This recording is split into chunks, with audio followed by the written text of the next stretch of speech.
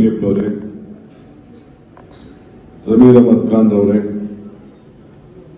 ವಿಧಾನ ಪರಿಷತ್ತಿನ ಸದಸ್ಯರಂತ ರವಿಯವರೇ, ಶ್ರೀನಿವಾಸ್ ಅವರೇ, ಬಸವನಗೌಡ ಬಾದಲಿ ಅವರೇ, ರಾಮ್ ಪ್ರಸಾದ್ ಅವರೇ, ಸೈಯದ್ ಅವರೇ, ಡಾಕ್ಟರ್ ಕೃಷ್ಣರವರೇ ಮತ್ತು ಎಲ್ಲ ಆಯುಧಗಳೆಲ್ಲ ಗೌರವಾನ್ವಿತ ಸದಸ್ಯರುಗಳೇ, ಎಲ್ಲ ಮುಖಂಡಗಳೇ, ಬಹಳ ಜನ FPD ಓನರ್ಸು ಅಧ್ಯಕ್ಷಗಳು ಎಲ್ಲ ಕೂಡ ಬಂದಿದ್ದೀರಿ, ಮುಖಂಡಗಳು ಬಂದಿದ್ದೀರಿ, ನಮ್ಮೆಲ್ಲ ಅಧಿಕಾರಿಗಳಿದ್ದಾರೆ, ಮಾಧ್ಯಮ ಸ್ನೇಹಿತರೆ. ಪ್ರಕೃತಿ ನಿಯಮದಲ್ಲಿ ನಾವೆಲ್ಲ ಬದುಕ್ತಾ ಇದ್ದೇವೆ. ಗಾಳಿ, ಸೂರ್ಯ, ನೀರು ಜೊತೆಗೆ ಒಟ್ಟಿಗೆ ನಮಗೆ ಆಹಾರ ಇಲ್ಲ ಅಂದ್ರೆ ನಾವು ಯಾರು ಕೂಡ ಇಲ್ಲಿ ನಿಂತ್ಕೊಳ್ಳೋಕೆ ಆಗುದಿಲ್ಲ, ಶಕ್ತಿನೂ ಇಲ್ಲ. ಆಹಾರವನ್ನ ಯಾವ ರೀತಿ ಪ್ರಕೃತಿ ನಮ್ಮನ್ನೆಲ್ಲ ಕಾಪಾಡ್ಕೊಂಡು ಬಂದಿದೆ ಅನ್ನೋದಕ್ಕೆ ಎಲ್ಲರ ಮೆದುಳುಗಳು ಯಾವ ರೀತಿ ಚಲನವನ್ನ ಆಗ್ತಿದೆ ಅನ್ನೋದಕ್ಕೆ ಆಹಾರ ಬಹಳ ಮುಖ್ಯ. ಇವತ್ತು ಹಸಿದವರು ಮಾತ್ರ ಗೊತ್ತು ಆಹಾರದ ಬೆಲೆ. ಇವತ್ತು ಎಲ್ಲ ಮಾಡೋದು ಹೊಟ್ಟೆ ಊಟಕ್ಕೆ, ಒಂದು ಗೇಣ್ ಬಟ್ಟೆಗೆ, ಎಲ್ಲದಕ್ಕೂ ಕೂಡ ಕೊನೆಗೆ ಎಷ್ಟಾದ್ರೂ ಕೂಡ ನಮ್ಮ ಬದುಕು ಆಹಾರದಲ್ಲೇ ಕೂಡ, ಮತ್ತು ನಾವು ನಮ್ಮ ದೇಹನ ಮುಚ್ಚಿಕೊಳ್ಳಿಕ್ಕೆ ಇಷ್ಟೇ. ಬೇರೆ ನಾವೇನೇನು ಕೃಷ್ಣ ಆಮೇಲೆ ಮಾತಾಡೋದು ಸೀಮಂತ ಬೇರೆ ಏನೇನು ನಾವು ಮಾಡ್ತೀವಿ ಅದೆಲ್ಲ ಟೆಂಪ್ರರಿ. ಇವತ್ತು ವಿಶ್ವ ಆಹಾರ ದಿನಾಚರಣೆ ಇವತ್ತು ನಮ್ಮ ಸರ್ಕಾರ ಮುನಿಯಪ್ಪನವರ ಮುಖಂಡತ್ವದಲ್ಲಿ ಆಚರಣೆ ಆಗ್ತಾ ಇದೆ. ನಾನೊಬ್ಬ ಕಾಂಗ್ರೆಸ್ನ ಸರ್ಕಾರದ ಪ್ರತಿನಿಧಿಯಾಗಿ ಹೇಳುದು, ನಮ್ಗೆ ಗೊತ್ತು ಕಾಂಗ್ರೆಸ್ಸಿಗರಿಗೆ ಈ ದೇಶದಲ್ಲಿ ಬಡ ಜನತೆಯ ಬದುಕಿನಲ್ಲಿ ಯಾವ ರೀತಿ ನಾವು ಸಂಬಂಧವನ್ನು ಉಳಿಸ್ಕೊಂಡು ಬಂದಿದ್ದೇವೆ, ಏನೇನು ತೀರ್ಮಾನವನ್ನು ನಾವು ಮಾಡ್ಕೊಂಡು ಬಂದಿದ್ದೇವೆ ಅಂತೇಳಿ. ಜವಾಹರ್ಲಾಲ್ ನೆಹರು ಕಾಲದಿಂದ ಆಹಾರ ಪದ್ಧತಿಯನ್ನ ವಿತರಣೆ ಮಾಡುವಂತ ಕಾಲ ಪ್ರಾರಂಭ ಆಯಿತು. ಇಂದಿರಾ ಗಾಂಧಿಯವರು ಉಳುವಿಗೆ ಭೂಮಿ ಕೊಟ್ಟು ದೇವರಾಜರ ಕಾಲದಲ್ಲಿ ಎಲ್ಲ ರೈತರು ಕೂಡ ಶಕ್ತಿಶಾಲಿಯಾಗಿ ಮಾಡಬೇಕು ಅಂತ ಹೇಳಿ ಒಂದು ದೊಡ್ಡ ನಿರ್ಣಯ ಮಾಡಿ ಪಡಿತರ ಜೊತೆಯಲ್ಲಿ ಪಡಿತರ ಚೀಟಿಯ ವ್ಯವಸ್ಥೆಯನ್ನು ಮಾಡಿದ್ದು ಇಂದಿರಾ ಗಾಂಧಿಯವರು. ಅದಾದ ಮೇಲೆ ಸಿದ್ದರಾಮಯ್ಯನವರು ಅವರು ಬಸವಣ್ಣನ ಜನ್ಮದಿನ ಅಧಿಕಾರವನ್ನು ತೆಗೆದುಕೊಂಡು ಸಿಂಗಲ್ ಮ್ಯಾನ್ ಕ್ಯಾಬಿನೆಟ್ ನಲ್ಲಿ ಯಾರು ಕೂಡ ಹಸ್ಕೊಂಡು ಇರಬಾರದು ಅಂತೇಳಿ ಅನ್ನಭಾಗ್ಯದ ಕಾರ್ಯಕ್ರಮವನ್ನು ಘೋಷಣೆ ಮಾಡಿದ್ರು. ಎಸ್ ಎಂ ಕೃಷ್ಣರವರ ಕಾಲದಲ್ಲಿ ಈ ಶಾಲಾ ಮಕ್ಕಳ ಡ್ರಾಪ್ ಔಟ್ ಕಡಿಮೆ ಆಗೋಗಿತ್ತು, ಡ್ರಾಪ್ ಔಟ್ ಜಾಸ್ತಿ ಆಗಿತ್ತು. ಅದಕ್ಕೇನು ಮಾಡಬೇಕು ಅಂತೇಳಿ ಒಂದು ಅಧ್ಯಾಯ ತಂಡ ಕೂಡ ರಚನೆ ಆಯಿತು. ಕೊನೆಗೆ ಮಕ್ಕಳು ಹಸ್ಕೊಂಡಿರ್ತಾರೆ, ಊಟದ ಟೈಮು, ಸೊ ಕೂಲಿಗೆ ಕಳಿಸ್ಬಿಡ್ತಾರೆ ಮಕ್ಕಳನ್ನ, ಚಿಕ್ಕ ಮಕ್ಕಳನ್ನ ಅನ್ನೋದೆಲ್ಲ ಕೂಡ ಒಂದು ವರದಿ ಇತ್ತು. ತಂದೆ ತಾಯಂದಿರು ಕೆಲಸಕ್ಕೆ ಹೊರಟೋಗ್ಬಿಡ್ತಾರೆ ಅನ್ನೋದು ಕೂಡ ಇತ್ತು. ಅದಕ್ಕೇನು ಮಾಡಬೇಕು ಅಂತೇಳಿ ಚರ್ಚೆ ಮಾಡಿ ನಮ್ಮ ರಾಜ್ಯದ ಅನೇಕ ಮಠಗಳಲ್ಲೂ ಕೂಡ ಕೆಲವೊಂದು ವ್ಯವಸ್ಥೆ ಇತ್ತು. ಅದನ್ನೆಲ್ಲ ಗಮನದಲ್ಲಿಟ್ಕೊಂಡು ಸರ್ಕಾರದಿಂದಲೇ ಬಿಸಿ ಊಟ ಕಾರ್ಯಕ್ರಮವನ್ನು ಮಾಡಿ ಆ ಮಕ್ಕಳು ಆಹಾರಕ್ಕೋಸ್ಕರ ಇಟ್ಕೊಂಡು ಒಂದು ಉತ್ತಮವಾದಂತಹ ಶಾಲೆ ವ್ಯವಸ್ಥೆ ಇದನ್ನ ಅವರು ವಿದ್ಯಾರ್ಥಿಗಳಾಗಿ ಬದುಕಲಿ, ಡ್ರಾಪ್ ಔಟ್ ಕಡಿಮೆ ಮಾಡಬೇಕು ಅಂತೇಳಿ ಎಸ್ ಎಂ ಕೃಷ್ಣ ಅವ್ರ ಕಾಲದಲ್ಲಿ ಬಿಸಿ ಊಟ ಕಾರ್ಯಕ್ರಮ ಮಾಡಿ ಇವತ್ತು ಅದನ್ನ ಯಾವ ಸರ್ಕಾರದವರು ಕೂಡ ಅದನ್ನ ನಿಲ್ಲಿಸಕ್ ಆಗಲಿಲ್ಲ. ಅದಾದಮೇಲೆ ಮನಮೋಹನ್ ಸಿಂಗ್ ಅವರು ಸೋನಿಯಾ ಗಾಂಧಿ ಅವರ ಮಾರ್ಗದರ್ಶನದಲ್ಲಿ ನಮ್ಮ ಮುನಿಯಪ್ಪನವರೆಲ್ಲ ಮಂತ್ರಿ ಆಗಿದ್ದರು. ಮುನಿಯಪ್ಪ ಸಾಹೇಬರು, ಕೇಂದ್ರ ಖರ್ಗೆ ಸಾಹೇಬರು ಇವರೆಲ್ಲ ವೀರಪ್ಪ ಮೊಯ್ಲಿಯವರು ನಮ್ಮ ರಾಜ್ಯದಿಂದ ಪ್ರತಿನಿಧಿಸಿದ್ರು. ಆ ಸಂದರ್ಭದಲ್ಲಿ ರೈಟ್ ಟು ಫುಡ್ ಆಹಾರ ಬದ್ಧತೆ ಕಾಯ್ದೆನ ತೆಗೆದುಕೊಂಡು ಬಂದು ಜಾರಿ ತಂದು ಇವತ್ತು ನಾವು ಮಾಡಿಕೊಂಡು ನಾವು ಬರ್ತಾ ಇದ್ದೇವೆ. ಈಗ 10 ಕೆಜಿಗೆ ಈ ಸರ್ಕಾರ ಬರೋಕ್ಕೆ ಮುಂಚಿತವಾಗಿ ನಾವು 5 ಕೆಜಿಯಿಂದ 10 ಕೆಜಿಗೆ ಘೋಷಣೆ ಮಾಡೋದು. ಸ್ವಲ್ಪ ಮಿಸ್ಯೂಸ್ ಆಗಕ್ಕೂ ಕೂಡ ಜಾಸ್ತಿ ಆಯಿತು. ಇದನ್ನು ನಾವು ಏನನ್ನು ಕ್ಯಾಬಿನೆಟ್ ಅಲ್ಲಿ ತೀರ್ಮಾನ ಮಾಡಿದ್ದೇವೆ, ಯಾರ್ದೋ ಒತ್ತಡದ ಮೇಲೆ ನಾವು ತೀರ್ಮಾನ ಮಾಡಲಿಲ್ಲ. ನಮ್ಮದೇ ಆದಂಥ ಸರ್ವೆ ಮಾಡಿಸಿದ್ದೇವೆ, ಶಾಸಕರ ಚರ್ಚೆ ಮಾಡಿದ್ದೇವೆ. ಜನಪ್ರತಿನಿಧಿಗಳು, ಹಳ್ಳಿಲಿ ಸಾಮಾನ್ಯ ಜನ, ಒಂದು ಮಗು ಎಷ್ಟು ಊಟ ಮಾಡ್ತದೆ, ಹಿರಿಯರು ಎಷ್ಟು ಊಟ ಮಾಡ್ತಾರೆ, ಎಷ್ಟು ಅಕ್ಕಿನ ಬಳಸ್ತಾರೆ, ಇವನ್ನೆಲ್ಲ ಗಮನಿಸ್ಕೊಂಡು ಕೆಲವರು 5ರಿಂದ 6 ಕೆಜಿಗೆ ನಿಲ್ಲಿಸ್ತಾರೆ ಅನ್ನೋದು ಕೂಡ ನಮ್ಮೊಂದು ವರದಿ ಬಂತು. ಆ ಹಿನ್ನೆಲೆಯಲ್ಲಿ ಇನ್ನು ಕೊಟ್ಟು ಮಾತು ಉಳಿಸ್ಕೊಳ್ಬೇಕು ಅಂತೇಳಿ ನಮ್ಮ ಮುನಿಯಪ್ಪನವ್ರಿಗೆ ಒಂದು ಪ್ರಪೋಸಲ್ ನೀವೇ ರೆಡಿ ಮಾಡ್ಕೊಂಡು ಬನ್ನಿ ಅಂತೇಳಿ ಅವರು ಬೇಳೆ, ಎಣ್ಣೆ, ತೊಗರಿ, ಈ ಉಪ್ಪು, ಸಕ್ಕರೆ ಇವೆಲ್ಲ ಸೇರಿ 5 ಪದಾರ್ಥಗಳನ್ನ 5-6 ಪದಾರ್ಥಗಳನ್ನ 5 ಕೆಜಿ, ಆ 5 ಕೆಜಿ ಬದಲಾಗಿ ಕೊಡುವಂಥದ್ದು ಇಂದಿರಾ ಕಿಟ್ನ ಕೊಡ್ಲಿಕ್ಕೆ ಅವರಿಗೆ ಮಾರ್ಗದರ್ಶನವನ್ನು ಕೂಡ ಕ್ಯಾಬಿನೆಟ್ ಕೊಟ್ಟು ಅದೊಂದು ಐತಿಹಾಸಿಕ ತೀರ್ಮಾನ ಸಿದ್ದರಾಮಯ್ಯನ ನೇತೃತ್ವದಲ್ಲಿ, ಮುನಿಯಪ್ಪನವರ ಮುಖಂಡತ್ವದಲ್ಲಿ ಆ ಕಾರ್ಯಕ್ರಮ ಕೂಡ ಇವತ್ತು ನಾವು ಹಮ್ಮಿಕೊಂಡಿದ್ದೇವೆ. ನಾನು ಯಾಕೆ ಈ ಮಾತು ಹೇಳ್ತಾ ಇದ್ದೀನಿ ಅಂದ್ರೆ, ಈಗ ರಾಜಕಾರಣ ಚರ್ಚೆ ಇವೆಲ್ಲ ಕೂಡ ಮಾತಾಡ್ತಾರೆ. ಯಡಿಯೂರಪ್ಪನವರು ಒಂದು ಕಾಳು ಕಡಿಮೆ ಕೊಟ್ಟರು ನಾವು ಕೊಡುದಿಲ್ಲ ಅಂತ ಪಾಪ ಅವರು ಹೇಳ್ತಾ ಇದ್ದಾರೆ. ಅವ್ರದ್ದು ರಾಜಕಾರಣ ಅದು ಬೇರೆ. ಅವ್ರದ್ದು ಹೆಂಗಪ್ಪ ಅಂದ್ರೆ, ಅವರು ಭಾವನೆ ಮೇಲೆ ರಾಜಕಾರಣವನ್ನ ಮಾಡ್ತಾ ಇದ್ದಾರೆ. ನಮ್ಮ ಪಾರ್ಟಿ ಏನಂತಂದ್ರೆ, ನಮ್ಮ ಸರ್ಕಾರ ಯಾವುದು ಕೂಡ ಬದುಕಿನ ಮೇಲೆ ನಾವು ರಾಜಕಾರಣ ಮಾಡ್ತೇವೆ. ಇವತ್ತು 5 ಗ್ಯಾರಂಟಿ ಏನ್ ತಂದಿದ್ದೇವೆ ಅಂತಂದ್ರೆ, ನಿಮ್ಮ ಹೊಟ್ಟೆ ಹಸಿದವನಿಗೆ ಶಕ್ತಿ ಇರಬೇಕು ಅಂತ. ಈಗ ಇಡೀ ದೇಶದಲ್ಲಿ ನಮ್ಮ ರಾಜ್ಯದ ಚರ್ಚೆ, ನಮ್ಮ ರಾಜ್ಯದ ಗ್ಯಾರಂಟಿಗಳ ಬಗ್ಗೆ ಚರ್ಚೆ ಇಡೀ ದೇಶದಲ್ಲಿ. ಸರ್ಕಾರಗಳು ತೀರ್ಮಾನಗಳನ್ನು ಮಾಡಬೇಕಾದ್ರೆ, ಸರ್ಕಾರಗಳಿಗೆ ಆಕರ್ಷಣೆ ಆಗ್ಬೇಕಾದ್ರೆ, ಇವತ್ತು ಮೋದಿ ಸರ್ಕಾರ ಹಿಂದೆ ಗ್ಯಾಸು ಒಂದು ಫೋಟೋ ಇಟ್ಬಿಟ್ಟು ಪೆಟ್ರೋಲ್ ಬಂಕ್ಗೆಲ್ಲ ಫೋಟೋ ಹಾಕಿದ್ರು, ಅದನ್ನ ತೆಗೆದು ಬಿಟ್ಟಿದ್ದಾರೆ. ಅದು ನಮ್ಮ ಆಹಾರ ಇಲಾಖೆಗೆ ಬರ್ತದೆ ಗ್ಯಾಸ್ ಹಂಚಂತದ್ದು ಕೂಡ. 400 ರೂಪಾಯಿ, 40 ರೂಪಾಯಿ, 420, 440 ರೂಪಾಯಿ ಇತ್ತು. ಈಗ 1100 ರೂಪಾಯಿ ಆ ಗ್ಯಾಸ್ ಆಗಿದೆ. ಈಗ ನಾವೆಲ್ಲರೂ ಕೂಡ ಇದನ್ನ ಗಮನದಲ್ಲಿ ಇಟ್ಕೊಂಡು ನಾವು ಎಲ್ಲರಿಗೂ ಬೆಲೆ ಗಗನಕ್ಕೆ ಕೊಂಡೋಯ್ತು, ಆದಾಯ ಪಾತಾಳಕ್ಕೆ ಕೊಂಡೋಯ್ತು. ಇದಕ್ಕೆ ನಾವೇನಾದ್ರು ಮಾಡಿ ಸಹಾಯ ಮಾಡಬೇಕು ಅಂತೇಳಿ ಈ 5 ಗ್ಯಾರಂಟಿಗಳನ್ನು ತಂದು ಇವತ್ತು 53,000 ಕೋಟಿ ರೂಪಾಯಿನ ಕೊಡ್ತಾ ಇದ್ದೀವಿ. ಪ್ರೈಮ್ ಮಿನಿಸ್ಟರ್ ಟೀಕೆ ಮಾಡಿದ್ರು, ಬೇರೆಯವರೆಲ್ಲ ಟೀಕೆ ಮಾಡಿದ್ರು ಕೂಡ ಇವತ್ತು ಕೊನೆಗೆ ಅವರ ತೀರ್ಮಾನಕ್ಕೆ ಅವರಿಗೆ ರಾಜಕೀಯ ಜನ ಒಪ್ಪುದಿಲ್ಲ.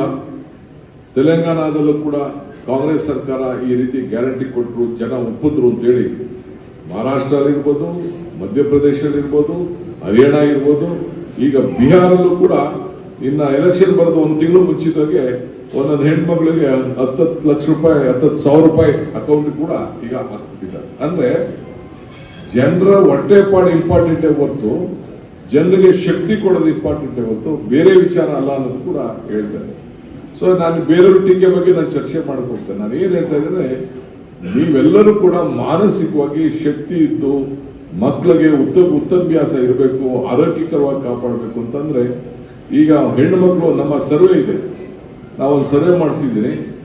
ಆ ಸರ್ವೆಲಿ ಮನೆ ರಾಮನಗರದಲ್ಲಿ ಮಾತಾಡಬೇಕು ಹೇಳ್ತಾ ಇದೆ, 92% ಆ ಹೆಣ್ಣು ಮಗಳು ತಾಯಿ ತನ್ನ ಕಾಲ ಮೇಲೆ ಇವತ್ತು ಗಂಡನ ಮೇಲೆ ಡಿಪೆಂಡ್ ಆಗದೆ ಆ ಸಂಸಾರವನ್ನ ನಡೆಸುವಂತ ಒಂದು ಶಕ್ತಿ ಇದೆ. ಆ ಜೊತೆಯಲ್ಲಿ ಆ ಹಣ ಬರ್ತಾ ಇದ್ದಾಗ, ಈ 5 ಗ್ಯಾರಂಟಿ ತರ್ತಾ ಇದ್ದಾಗ ಸಂಬಂಧಗಳು ಜಾಸ್ತಿ ಆಗ್ತಾ ಇದೆ, ಬಾಂಧವ್ಯ ಜಾಸ್ತಿ ಆಗ್ತಾ ಇದೆ, ಪ್ರವಾಸಗಳು ಜಾಸ್ತಿ ಆಗ್ತಾ ಇದೆ.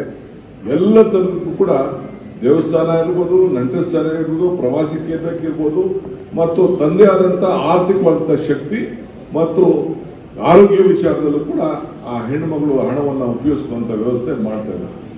ಉದ್ಯೋಗ ಕೂಡ ಜಾಸ್ತಿ. ಇಲ್ಲಿ ಪಕ್ಕದಲ್ಲಿ ಹೋಗೋದು ಫ್ರೀ ಬಸ್, ಸ್ವಲ್ಪ ದೂರ ಹೋದ ಚಿಂತೆ ಇಲ್ಲ, ಅಂತೇಳಿ ಆಗ್ತಾ ಇದೆ. ನಮ್ಮ ಪ್ರೈವೇಟ್ ಬಸ್ ಅವರು ಆಟೋರೆಲ್ಲ ಸ್ವಲ್ಪ ಗಲಾಟೆ ಮಾಡಿದ್ರು. ಈಗ ಅವ್ರಿಗೆಲ್ಲ ಅರ್ಥ ಆಗಿದೆ ಪರಿಸ್ಥಿತಿ. ಇಡೀ ದೇಶದಲ್ಲಿ ಎಲ್ಲೂ ಕೂಡ ತೆಗೆದುಕೊಳ್ಳುವಂತ ತೀರ್ಮಾನವನ್ನು ನಮ್ಮ ಸರ್ಕಾರ ಇವತ್ತು ಮಾಡಿ ಈ ಆಹಾರ ಭದ್ರತೆ ಕಾಯ್ದೆ ಒಂದು ಬುನಾದಿ ಇಟ್ಕೊಂಡು ಇವತ್ತು ನಾವು ಮಾಡಿಕೊಂಡು ನಾವು ಬರ್ತಾ ಇದ್ದೇವೆ. ಈ ಯೋಜನೆಗೆ ಸರ್ಕಾರದ ಹಣ ಎಷ್ಟು ಖರ್ಚಾಗ್ತಾ ಇದೆ ಅನ್ನೋದೆಲ್ಲ ಕೂಡ ನಮ್ಮ ಮುಖ್ಯಮಂತ್ರಿಗಳು ನಿಮ್ಮ ಹತ್ರ ಹಂಚ್ಕೊಳ್ತಾರೆ. ಬಟ್ ಒಂದು ತಮ್ಗೇನು ಹೇಳೋದಂದ್ರೆ FPD ಅವರು ಮತ್ತು ಅವರೆಲ್ಲ ಕೂಡ ಮಾಡಿದ್ದೀರಿ, ಪ್ರಾಮಾಣಿಕವಾಗಿ ಮಾಡಿದ್ದೀರಿ. ನಾನು ಒಂದು 3-4 ಕಡೆ ಪ್ರೈವೇಟ್ ವಿಸಿಟು ಮಾಡಿದೆ, ಚೆಕ್ ಮಾಡಿದೆ, ಏನಂತ ಮಾಡಿದೆ. ಕೆಲವರು ನಡೆಸ್ತಾ ಇದ್ದಾರೆ, ನಾನೇನು ತಪ್ಪು ಅಂತ ನಾನು ಹೇಳೋದಿಲ್ಲ. ಆದರೆ ಜನರಿಗೆ ತಿಳುವಳಿಕೆ ಹೇಳುವಂಥ ಕೆಲಸ ನೀವು ಕೂಡ ಮಾಡಬೇಕು. ಇವತ್ತು ಸರ್ಕಾರ ತೆಗೆದುಕೊಂಡಂತ ಒಂದು ದಿಟ್ಟ ನಿರ್ಧಾರದಿಂದ ನಿಮ್ಮ ಸಾವಿರಾರು ಜನರ ಬದುಕಿನಲ್ಲಿ ಕೆಲಸ ಕೂಡ ಇವತ್ತು ಆಗ್ತಾ ಇದೆ, ಜೀವನ ಕೂಡ ನಡೆಸ್ತಾ ಇದ್ದೀವಿ. ಇವತ್ತು ಏನು ಈ ಆಹಾರ ಭದ್ರತೆಗೋಸ್ಕರ ನಾವೆಲ್ಲ ಆಹಾರನ ಉಳಿಸ್ಕೊಳ್ಬೇಕು ಅಂತೀವಿ. ಈಗ ನಮ್ಮ ಈ ಏಷ್ಯಾ ಕಂಟ್ರೀಸ್ನಲ್ಲೇ ನಾವು ಬಿಸಿ ಊಟ ಮಾಡೋದು. ಬೇರೆ ದೇಶಗಳಲ್ಲೆಲ್ಲ ಬ್ರೆಡ್ 3 ದಿನದ ಊಟ, 4 ದಿನ ಊಟ, ಜಂಕ್ ಫುಡ್ ಇದನ್ನೆಲ್ಲ ಇಟ್ಕೊಂಡು ಒಂದೇನಾದ್ರು ಊಟ ಅಡುಗೆ ಮಾಡಿದ್ರೆ ಒಂದು ವಾರ 3 ದಿನ 8 ದಿನ ಇಟ್ಕೊಂಡು ಮಾಡ್ತಾರೆ. ಆದ್ರೆ ನಮ್ಮಲ್ಲಿ ಬಿಸಿ ಬಿಸಿ ಊಟವನ್ನು ಮಾಡ್ಕೊಂಡು ಬರ್ತಾರೆ. ಇವತ್ತು ನಮ್ಮ ದೇಶದಲ್ಲಿ ಇವತ್ತು ಆಹಾರ ಏನು ತಯಾರು ಮಾಡೋಂಥ ಒಂದು ಶಕ್ತಿ ಏನು ನಮ್ಮ ರೈತರಿಗೆ ಇವತ್ತು ಬಂದಿದೆ. ನಾವು ಕೂಡ ಹೊರಗಡೆ ವಿಪರೀತ ಎಕ್ಸ್ಪೋರ್ಟ್ ಮಾಡೋಂಥ ಒಂದು ವ್ಯವಸ್ಥೆ, ಹಣ್ಣು ತರಕಾರಿ ಎಲ್ಲ ಕೂಡ. ಈಗ ಕೋಲಾರ ನಮ್ಮ ಕಡೆ ಎಲ್ಲ, ಈಗ ಬೆಂಗಳೂರು ಸುತ್ತಮುತ್ತಲೆಲ್ಲ ನಾವು ಕೂಡ ಗುಜರಾತ್ ಅಲ್ಲಿ ಏನಿದೆ ಅದಕ್ಕಿಂತ ಜಾಸ್ತಿ ಇವತ್ತು ನಾವು ಹಾಲನ್ನು ಉತ್ಪಾದನೆ ಮಾಡುವಂತ ಶಕ್ತಿ ನಮ್ಮ ರಾಜ್ಯದ ಜನತೆಗೆ ಈ ಹಾಲನ್ನು ಉತ್ಪಾದನೆ ಮಾಡುವಂತ ಶಕ್ತಿ ಬಂದಿದೆ. ಬೇರೆ ರಾಜ್ಯಕ್ಕೆ ಕಂಪೇರ್ ಮಾಡಿದ್ರೆ ನಾವು ಕಡಿಮೆಲೇ ಇದ್ದೀವಿ ನಾವು ನಮ್ಮ ರೈತರಿಗೆ. ಸೊ ಹಂಗೆ ಈ ಸಂದರ್ಭದಲ್ಲಿ ಈ ಆಹಾರವನ್ನ ಕಾಪಾಡಿಕೊಂಡು ಹೋಗುವಂಥದ್ದು, ಗೌರವ ಕೊಡುವಂಥದ್ದು, ವೇಸ್ಟ್ ಮಾಡದಿರುವಂಥದ್ದು, ಈ ವಿಚಾರಕ್ಕೆ ತಾವೆಲ್ಲ ಬಂದಿದ್ದೀರಿ. ತಾವೆಲ್ಲ ಇದನ್ನು ಉಪಯೋಗಿಸ್ಕೊಳ್ಬೇಕು. ಇವತ್ತು ನಮ್ಮ ಸರ್ಕಾರದ ಅನೇಕ ಕಾರ್ಯಕ್ರಮ, ಪ್ರತಿಯೊಬ್ಬರು ಕೂಡ ಜನ ಮುಟ್ಟುವಂತ ಕಾರ್ಯಕ್ರಮ, ನೆಮ್ಮದಿ ಉಂಟು ಮಾಡುವಂತ ಕಾರ್ಯಕ್ರಮ, ಇಡೀ ದೇಶಕ್ಕೆ ನಮ್ಮ ಕಾರ್ಯಕ್ರಮಗಳು ಮಾದರಿಯಾಗಿದೆ. ಎಲ್ಲೂ ಕೂಡ ಯಾವ ಕಾರ್ಯಕ್ರಮವನ್ನ ಕಾಂಗ್ರೆಸ್ ಸರ್ಕಾರ ಇಡೀ ದೇಶದಲ್ಲಿ ಎಲ್ಲೆಲ್ಲಿ ತಂದಿದೆ, ಯಾವುದನ್ನು ಕೂಡ ಬೇರೆ ಸರ್ಕಾರಗಳು ಬಂದು ಏನು ಬದಲಾವಣೆ ಮಾಡಲಿಕ್ಕೆ ಸಾಧ್ಯ ಇಲ್ಲ. ಅಂತದ ಒಂದು ಐತಿಹಾಸಿಕವಾದಂತ ಕಾನೂನ ಚೌಕಟ್ಟು ಅಡಿನಲ್ಲೇ ಒಂದೊಂದು ಕಾರ್ಯಕ್ರಮವನ್ನ ಜನರಿಗೋಸ್ಕರ ತರ್ತಾ ಇದ್ದೇವೆ. ಹಂಗೆ ಇವತ್ತು ವಿಶ್ವ ಆಹಾರ ದಿನಾಚರಣೆ ತಮಗೂ ಕೂಡ ಮಾರ್ಗದರ್ಶನವನ್ನು ಕೊಡಲಿಕ್ಕೆ ಆಹಾರವನ್ನ ಸರಿಯಾದ ರೀತಿ ತಾವೆಲ್ಲ ಉಪಯೋಗಿಸ್ಕೊಂಡು ತಾವೆಲ್ಲ ಕಾಪಾಡ್ಕೊಂಡು ಹೋಗ್ಬೇಕು. ಒಂದೊಂದು ಹನಿ ನೀರಿಗೆ ಎಷ್ಟು ಗೌರವ ಕೊಡ್ತೀವೋ ಹಂಗಾಗಿ ಒಂದೊಂದು ಅಗಳೂ ಕೂಡ ಒಂದೊಂದು ಸಣ್ಣ ವಿಚಾರ ಕಪ್ಪಿರೋದು ಕೂಡ ನಮ್ಮ ಬದುಕಿಗೆ ಶಕ್ತಿ ತುಂಬುವಂತ ಕೆಲಸ ಆಗ್ತದೆ. ಅದರಿಂದ ನೀವೆಲ್ಲ ಇಷ್ಟು ದೊಡ್ಡ ಸಂಖ್ಯೆಯಲ್ಲಿ ಬಂದು ಈ ಕಾರ್ಯಕ್ರಮದಲ್ಲಿ ಪಾಲ್ಗೊಂಡದಕ್ಕೆ ತಮ್ಮೆಲ್ಲರೂ ಕೂಡ ಶಿವವನ್ನು ಹಾರೈಸಿ ನನ್ನ ಮಾತನ್ನು ಮುಗಿಸ್ತೇನೆ. ನಮಸ್ಕಾರ. ಇವತ್ತು ಒಂದು ಕರ್ನಾಟಕ ಸರ್ಕಾರ ನಾವು ವೆಟ್ ವೇಸ್ಟ್ ನ ಸುಮಾರು 500 ಟನ್ ಅಷ್ಟು ವೆಟ್ ವೇಸ್ಟ್ ನ ಗೇಲ್ ಸಂಸ್ಥೆಗೆ ಕೊಟ್ಟು ಗ್ಯಾಸ್ ತಯಾರು ಮಾಡಬೇಕು ಅಂತೇಳಿ ಕೇಂದ್ರ ಸರ್ಕಾರದ ಗೇಲ್ ಸಂಸ್ಥೆ ಜೊತೆ ಒಪ್ಪಂದವನ್ನು ನಾವು ಮಾಡಿಕೊಂಡಿದ್ದೇವೆ. ಇವತ್ತು ಹಿಂದೆ ಸರ್ಕಾರ ನಿರ್ಧಾರ ಮಾಡಿದ್ದು, ಅವರಿಗೆ ಜಾಗ ಕೂಡ ಕೊಟ್ಟಿದ್ದೀವಿ. ಅವರು ಸುಮಾರು 123 ಕೋಟಿ ರೂಪಾಯಿ ಅಷ್ಟು ಅವರು ಸ್ವಂತ ಖರ್ಚಿನಿಂದ ಈ ಒಂದು ಘಟಕವನ್ನ, ಗ್ಯಾಸ್ ತಯಾರು ಮಾಡುವಂತ ಘಟಕವನ್ನ ಅವರು ಪ್ರಾರಂಭ ಮಾಡ್ತಾ ಇದ್ದಾರೆ. ಅವ್ರಿಗೆ 500 ಟನ್ ಅಷ್ಟು ಕೊಟ್ಟು ಅವರು ಮುಂದಕ್ಕೆ ಗ್ಯಾಸ್ ಅನ್ನು ತಯಾರು ಮಾಡಿ ಸಾರ್ವಜನಿಕರಿಗೆ, ಸಂಘ ಸಂಸ್ಥೆಗಳಿಗೆ, ಹೋಟೆಲ್ಗೆ ಎಲ್ಲದೂ ಕೂಡ ವಿತರಣೆ ಮಾಡುವಂತ ವ್ಯವಸ್ಥೆಯನ್ನ ಅವರು ಮಾಡಿಕೊಂಡಿದ್ದಾರೆ. ಸೊ ಈ ವೆಟ್ ವೇಸ್ಟ್ ಇಂದ ಅವರು ಗ್ಯಾಸ್ ಅನ್ನ ಮೊದಲನೇ ಬಾರಿಗೆ ನಾವು ಬೆಂಗಳೂರಿನಲ್ಲಿ ಇದಕ್ಕೆ ಅವಕಾಶ ಮಾಡಿಕೊಟ್ಟಿದ್ದೇವೆ. ಇನ್ನು ಮುಂದಕ್ಕೂ ಕೂಡ ಇಂಥ ಅನೇಕ ಅಗ್ರಿಮೆಂಟ್ಗಳನ್ನ ನಾವು ಮಾಡಿಕೊಳ್ಳಲಿಕ್ಕೆ ನಾವು ಸಿದ್ಧ ಇದ್ದು, ಎಲ್ಲ ನಮ್ಮ ಒಣತ್ಯಾಜ್ಯ ಮತ್ತು ವೆಟ್ ಹಸಿ ತ್ಯಾಜ್ಯ ಎಲ್ಲ ಕೂಡ ನಾವು ಅದನ್ನ ವಿಲೇವಾರಿ ಮಾಡಲಿಕ್ಕೆ ಕ್ರಮವನ್ನು ನಾವು ಕೈಗೊಂಡಿದ್ದೇವೆ.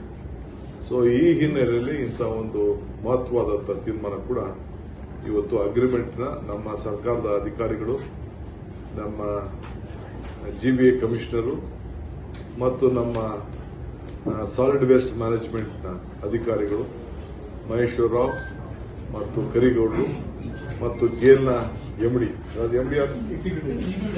ಎಕ್ಸಿಕ್ಯೂಟಿವ್ ಡೈರೆಕ್ಟರ್ ಅವರು ಸೇರಿ ಒಪ್ಪಂದವನ್ನು ಸಿಗ್ನೇಚರ್ ಮಾಡಿ ನನ್ನ ಸಮ್ಮುಖದಲ್ಲಿ ಅವರು ಇಬ್ಬರ ಅಗ್ರಿಮೆಂಟ್ ಅನ್ನು ಕೂಡ ಬದಲಾವಣೆಯನ್ನ ಮಾಡಿಕೊಂಡಿದ್ದಾರೆ. ಅವರಿಬ್ಬರು ಕೂಡ ಸರ್ಕಾರದ ಪರವಾಗಿ ಸಾರ್ವಜನಿಕರ ಪರವಾಗಿ ಅಭಿನಂದನೆ ಸಲ್ಲಿಸ್ತೇನೆ. ಆದಷ್ಟು ಜಲ್ದಿ ತಯಾರು ಮಾಡಿ ನಮ್ಮ ರಾಜ್ಯದ ಬೆಂಗಳೂರು ನಗರದ ಕಸ ಕೂಡ ಕಡಿಮೆ ಆಗಲಿ, ಜನರಿಗೂ ಕೂಡ ಅನುಕೂಲ ಆಗಲಿ, ಗ್ಯಾಸ್ ಕೂಡ ತಯಾರು ಮಾಡಬೇಕು ಅಂತೇಳಿ ಅವರಿಗೆ ಈ ಒಂದು ಮಹತ್ವವಾದ ತೀರ್ಮಾನಕ್ಕೆ ನಾವು ಬಂದಿರೋದನ್ನ ಸಾರ್ವಜನಿಕ ಗಮನಕ್ಕೆ ತಿಳಿಸ್ತಾ ಇದ್ದೀವಿ. ನಾವು ಸರ್ಕಾರ ಮತ್ತೆ ಉದ್ಯಮಿಗಳೆಲ್ಲ ಜೊತೆಲಿ ಹೋಗ್ಬೇಕು ಅನ್ನೋ ಮಾತನ್ನು ಹೇಳಿದ್ವಿ. ನೀವು ಕಿರಣ್ ಮಜುಮ್ದಾರ್ ಮತ್ತೆ ಟ್ವೀಟ್ ಮಾಡಿದ್ದಾರೆ ಸರ್, ಜಿಬಿಎ ಕಸ ವಿಲೇವಾರಿ ಮಾಡ್ತಾ ಇಲ್ಲ ಅಂತ ಮತ್ತೆ ಟ್ವೀಟ್ ಮಾಡಿದ್ದಾರೆ. ಇದನ್ನೇನ್ ಮಾಡ್ತಾ ಇದೀವಿ? ಕಸ ವಿಲೇವಾರಿ ಮಾಡಲಿಕ್ಕೆ ಎಲ್ಲ ವ್ಯವಸ್ಥೆ ಮಾಡ್ತಾ ಇದೀವಿ. ಕೋರ್ಟು ನಮಗೆ ಅಡಚಣೆ ಬಂತು, 5 ವರ್ಷದಿಂದ ಕೋರ್ಟು ಕೇಸ್ ಇತ್ತು. ಅಂಥದ್ದು ಕೋರ್ಟ್ ಅಲ್ಲಿ ಈಗ ಒಂದು ದೊಡ್ಡ ತಂಡ ಅದಕ್ಕಿತ್ತು, ಯಾರು ನಮಗೆ ಸಹಕಾರ ಕೊಡಲಿಲ್ಲ. ಈಗೇನೋ 33 ಮಾಡಲಿಕ್ಕೆ ಅವಕಾಶ ಮಾಡಿಕೊಟ್ಟಿದ್ದಾರೆ, ಮಾಡ್ತಾ ಇದೀವಿ. ಈಗಾಗಲೇ ನಾವು ಟ್ರಾನ್ಸ್ಫರ್ ಸ್ಟೇಷನ್ ಮಾಡ್ತಾ ಇದೀವಿ, ಕಸ ವಿಲೇವಾರಿ ಮಾಡ್ತಾ ಇದೀವಿ. ಈಗ ಏನು ಅಗ್ರಿಮೆಂಟ್ ನಾನು ಮಾಡ್ತಾ ಇದ್ದೀನಿ, ಈ ರೀತಿ ಮುಂದಕ್ಕೆ ಸತತವಾಗಿ ನಡ್ಕೊಂಡು ಹೋಗ್ತಾ ಇದೀವಿ. ಸರ್, ಆರ್ಎಸ್ಎಸ್ ಸಾರ್ವಜನಿಕ ಸ್ಥಳಗಳಲ್ಲಿ ಆರ್ಎಸ್ಎಸ್ ಕಾರ್ಯಕ್ರಮಗಳನ್ನು ಮಾಡಬೇಕು ಅಂತ ಹೇಳಿದ್ರೆ ಪರ್ಮಿಷನ್ ತಗೋಬೇಕು ಅಂತ ಪತ್ರ ಬಂದಿದ್ರು. ಇವತ್ತು ಸಚಿವ ಸಂಪುಟದಲ್ಲಿ ಅದರ ಬಗ್ಗೆ ಚರ್ಚೆ ಆಗಿದೆ. ಎಚ್.ಕೆ. ಪಾಟೀಲ್ ಸಾಹೇಬರು ಅದಕ್ಕೆ ಉತ್ತರವನ್ನು ಚರ್ಚೆ ಆಗ್ತಿದೆ ಸರ್. ನನಗೆ ಬಿಜೆಪಿ ನಾಯಕರು ಬಿಜೆಪಿ ಅವರು ಆಫರ್ ಕೊಟ್ಟಿದ್ರು, ಜೈಲಿಗೆ ಹೋಗ್ತೀರಾ ಅಥವಾ ಡಿಸಿಎಂ ಆಗ್ತೀರಾ ಅಂತ ಹೇಳಿ ಆಫರ್ ಕೊಟ್ಟಿದ್ರು. ಅವರೆಲ್ಲ ಆಫರ್ ಕೊಟ್ಟಿದ್ದು, ಆಫೀಸರ್ ಕೊಟ್ಟಿದ್ದು ಅಂತ ಹೇಳಿದ್ದೀನಿ. ನಾಯಕರು ಆಹ್ವಾನ ಮಾಡಿದ್ರು ಅಷ್ಟೇ. ಆಫೀಸರ್ ಕೊಟ್ಟಿದ್ರು ಅನ್ನೋದನ್ನ ನಾನು ಹೇಳಿದ್ದೇನೆ. ನಾನು ಏನ್ ಹೇಳಿದ್ದೀನಿ ಅದು ಸರಿಯಾಗಿ ಮಾಡಿ. ಬಿಜೆಪಿ ನಾಯಕರು ಜೈಲು ಹೋಗುವಂತೆ ಯಾರು ನನಗೆ ಹೇಳಿಲ್ಲ. ಬಿಜೆಪಿ ಅಧಿಕಾರಿಗಳ ಹೇಳಿದ್ದಾರೆ. ನಾನು ಹೇಳಿದ್ದೀನಲ್ಲ, ಹೆಸರು ಹೇಳಿದೆ, ಡೆಸಿಗ್ನೇಷನ್ ಹೇಳಿದ್ದೀನಲ್ಲ. ಈಗ ಅದ್ರ ಬಗ್ಗೆ ಚರ್ಚೆ ಬೇಡ, ಅದೆಲ್ಲ ಆಗೋಯ್ತು. 5 ವರ್ಷ ಮುಗಿದೋಯ್ತು. ಅದಕ್ಕೆಲ್ಲ ವಾಪಸ್ ನಮ್ಮ ಸರ್ಕಾರ ಅಧಿಕಾರಕ್ಕೆ ಬಂದಿದ್ದೀವಿ. ಕೆಲವು ವಿಚಾರ ತಿಳಿಸಿದ್ರೆ ಅಷ್ಟೇ, ಎಲ್ಲರಿಗೂ ಗೊತ್ತಿರುವಂತ ವಿಚಾರ. ಏನು ಇದು ಕಟ್ಟು ಸತ್ಯ ಏನಿಲ್ಲ. ಬೇಕಾದ್ರೆ ಹೆಸರು ಹೇಳುವಂತಾದ್ರೆ ಇಲ್ಲಿ ಹೇಳಕ್ತಾ ಇರಲಿಲ್ಲ. ಯಾವ್ದಾದ್ರು ಅಸೆಂಬ್ಲಿಲಿ ಬೇಕಾದ್ರೆ ಹೇಳುವಂತ ಅಲ್ಲಿ ಬಿಜೆಪಿಯವರು ಬೇಕಾದ್ರೆ ಹೇಳ್ತೀನಿ. ರೆಕಾರ್ಡ್ ಬರಬೇಕು. ಬೇಕಾದ್ರೆ ಅಸೆಂಬ್ಲಿಲಿ ಇರುವಂತ MLA ಕೈಲೇ ಹೇಳಿಸ್ತೀನಿ ನಾವು, ಯಾರು ಕರೆದಿದ್ರು ಯಾರು ಮಾಡಿದ್ರು.